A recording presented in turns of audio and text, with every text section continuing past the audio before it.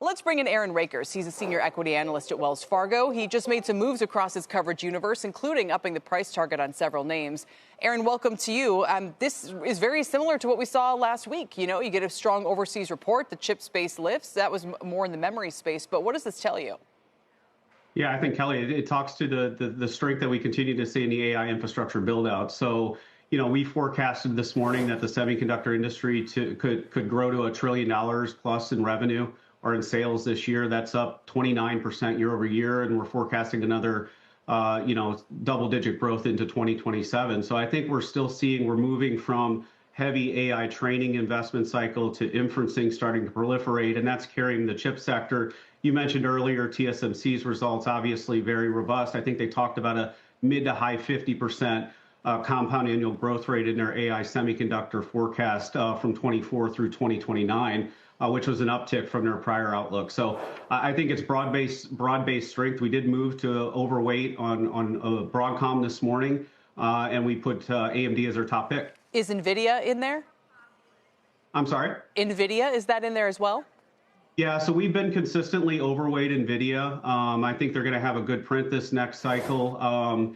We came out of meeting with the company last week at CES, and demand sounds very, very robust, and we think that they are playing a different ballgame, right? This notion of extreme co-design up and down the stack, I think makes them a clear differentiated platform provider. So we continue to like that name as well. Yeah, why does Broadcom, and you mentioned inference, maybe you can talk a little bit more about that. When I'm using, various Gemini or ChatGPT, whatever it is, and asking it rather straightforward things, am I using its inferencing capabilities, or is that something that's happening in the more sophisticated parts of the market? I think it definitely it happens there, but I think more importantly, as we move forward, this idea of long context inference workloads moving eventually to physical AI, it's all about token generation. So one of the things that we put in our note today was talking about token supply and how that might drive just this continued intensity of compute needs over time. Specific to Broadcom, I would say it this way. I think the stock has underperformed since they reported in December, trades at a low 20 multiple on our updated calendar 27 EPS estimate. Wow. And we want to be involved in this name as they diversify their custom AI base of business as we move forward. Obviously, a lot of that today is driven by Google's TPU, but you've got opportunities with Anthropic, OpenAI, Meta, and others kind of come into the play or come into the story as we move through 26. Help me understand your point about tokens. As I understand it, a token is a keystroke. So maybe I have a very basic grasp of this, but everything. That's why they always say, don't type hello, don't say thank you. You're using tokens. Am I on the right, barking up the right tree here? I think that's right. I mean, you could see it in ChatGPT, right? You make a prompt or you make a request, right? It's thinking, especially when you go into deeper thought, mixture of experts, it's more and more token generation as being the output. NVIDIA CEO said it right. Like, you stand up the factories, the output is the token.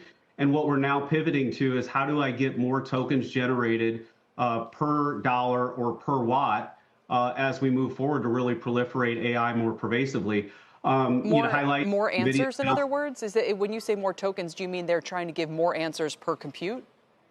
Deeper answers, but more importantly, quicker answers, right? How do I accelerate this, and how do I also do this on a unit economics basis, not just quicker, but more cost effective, right? To drive, if you will, elasticity of usage. Yeah, so let's bring this then back to the kind of the bread and butter for investors who are figuring out whether to stay in the Nvidia trade, as you suggest. Sure, they can. You like Broadcom, you've upped a range of names here, and you mentioned the AI infrastructure. So the sophistication that they're going to use, you think, should lift all those boats. We, at the same time, get these reports out of China constantly about, a new AI model that was trained on lower level chips. And does any of that eat away at this story on the margin?